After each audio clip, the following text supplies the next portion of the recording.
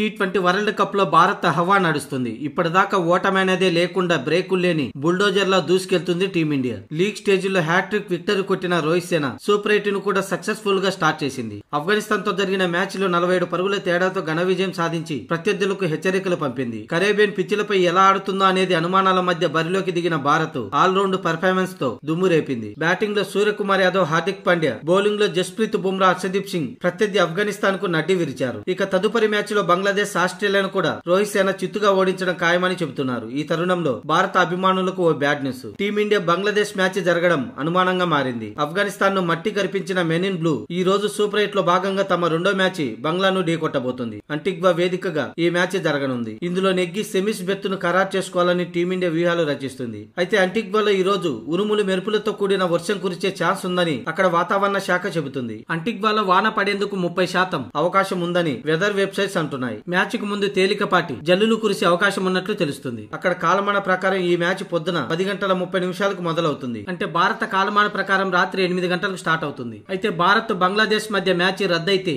ఇరు జట్లకు చెరొక పాయింట్ లభిస్తుంది. అప్పుడు లాస్ట్ మ్యాచ్ లో ఆస్ట్రేలియా మీద తప్పక గెలవాల్సిన పరిస్థితి ఏర్పడుతుంది. ఇదే విషయం ఫ్యాన్స్ ను కంగారు పెడుతుంది.